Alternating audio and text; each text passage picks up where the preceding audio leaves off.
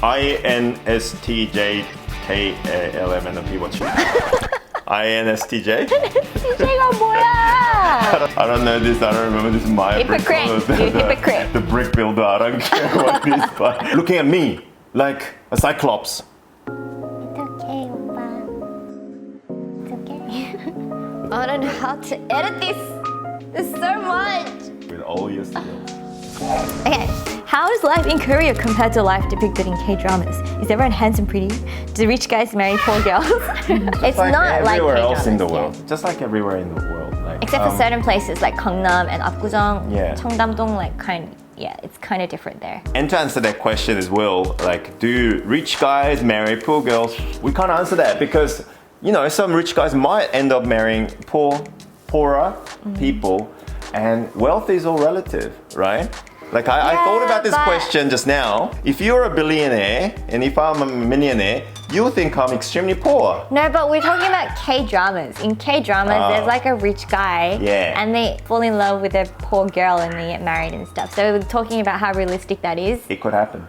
It could definitely happen. But like the reality of it would be not that easy. They would usually have like those 소개팅s and prepared meetings by acquaintances or family, having looked at the background of the other person and studying their specs and everything. So that's kind of important in Korea. I have a feeling like it's not as common. Yeah, and I think that's why K-dramas kind of portray that because it is kind of like a fantasy that a lot of people would like. I guess. I think it's normal for Korean parents to kind of measure the other, you know, parents' wealth and background and whatnot. A lot of arranged things. Yeah, and also like you got to understand this Korean background a little bit. It's marriage is not really a union between a man and a woman like in Western culture, but it's more like a family union. Family coming together with another family. Yeah. There's a disequilibrium, all these different crazy things.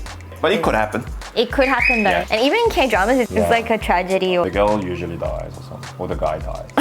like Somebody dies, or gets and then a they lose disease, memory. or they don't do that anymore though. Oh, okay. Susie was like the last drama that kind of did that, right? Okay. I think Yeah, it hasn't really been happening that much. Has it? Are we out of it, guys? Let us know. We haven't been Has it- watching. How do you keep your relationship and marriage strong? Forgiving and loving and listening, Yeah. and I think it's about making the right choices, making right decisions for each other.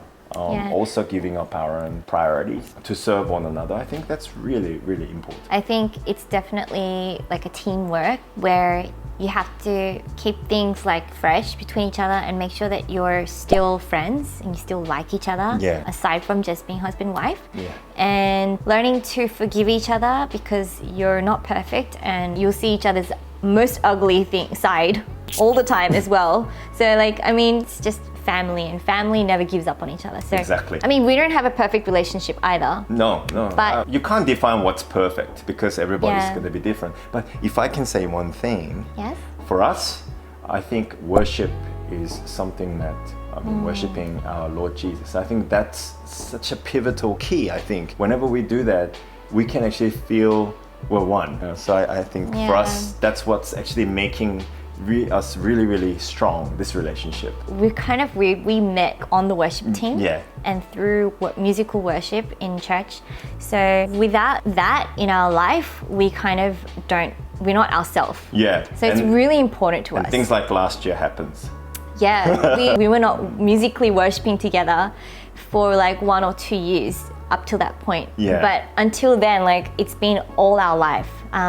I'm not sure if you guys know because you guys only see me doing beauty stuff on channel, but actually we usually have a lot of like commitments outside of like work in a worship team or like William Bleeding or at church, and that's like a couple of times a week usually.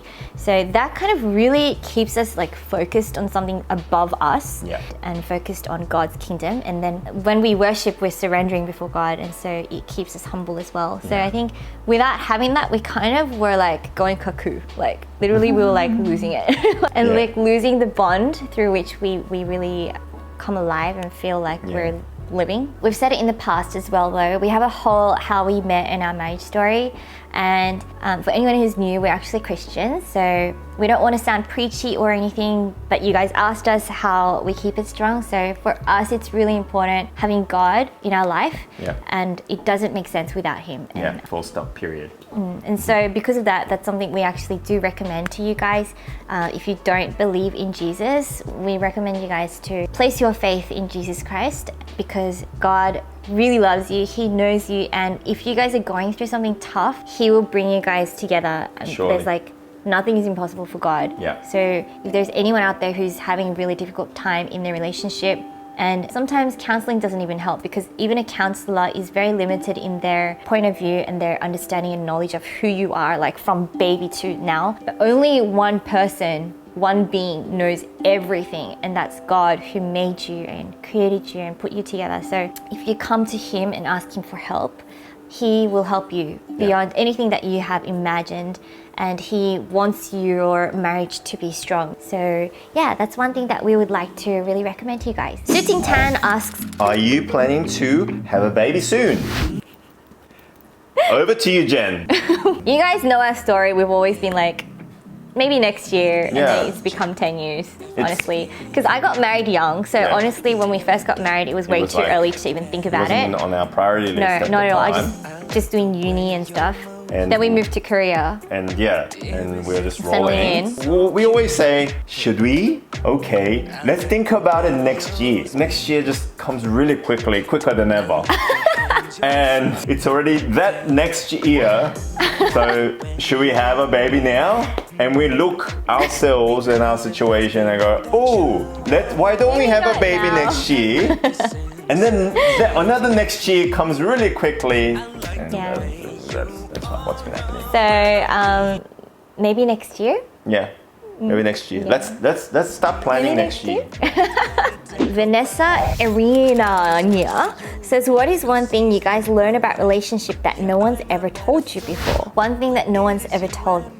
I have one. Nobody told me that having a relationship and marrying somebody is like running a marathon. It's something that you have to maintain, sustain, and you have to endure, and you have to put efforts in. You have to train yourself, and you have to run the race and never give up. That's so true. Like the happily ever after thing, I think that's the biggest. Yeah. We all grew up with those stories like happily ever after. I'm pretty sure kids these days don't read those things, but that's what we grew up on.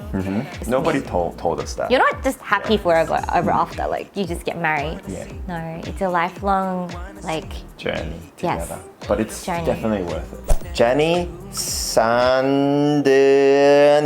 Janisa and Danica asks, Janisa and Danica, what Bible verses do you both live by? Yeah, I know what she's gonna say. Yeah. She goes, she tells me all the time, if you love me, you'll keep my commandments. What? That's what Jesus said. No. It's not that? When do I say commandments though? Guys, try it. That actually works. If they don't want to do it, you just say, if you love me, you'll do it. I haven't said that for a while. But... No. I wasn't referring to what you say. But this is what Jesus said. If you love me, you'll keep my commandments. I don't know what she's talking about, to be honest. I think she's lost it. You're talking about what I said to you. If you love me. No, that's not what it is, okay? I wasn't talking about that. I was talking about where Jesus said, if you love me, you'll keep my commandments. Yes, that's seriously something that we are like living by lately. For me, this is my favorite Bible verse since I became a Christian. Oh, okay. Do you remember?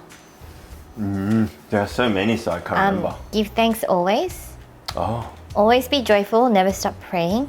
Be thankful in all circumstances, for this is God's will for you who belong to Christ Jesus. That's 1 Thessalonians 5:16 to 18. That's always been like my favorite verse of all time. Lately, for me, I've been meditating on the Ten Commandments in the book of Exodus. I think it's chapter 24. Correct me if I'm wrong. There, God talks about His Ten Commandments, and that's been speaking to my heart directly lately.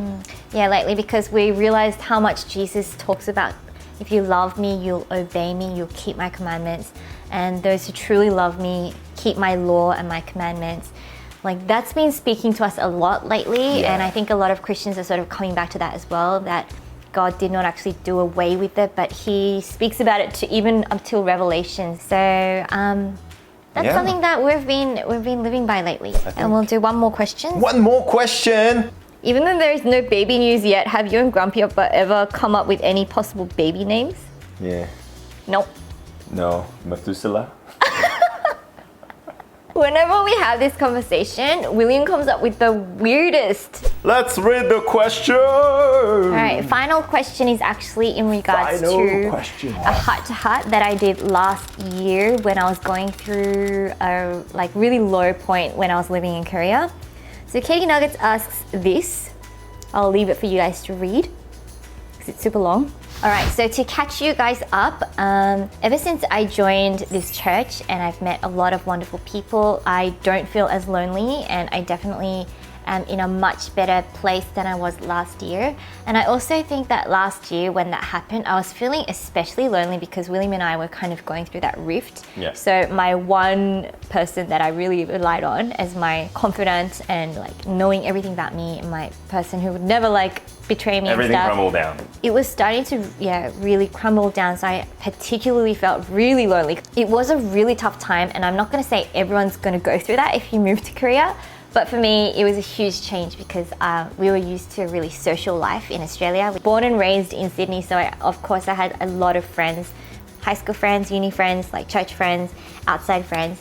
And then suddenly in Korea, the whole system is different, and so it was really tough to find people who I would really get close with.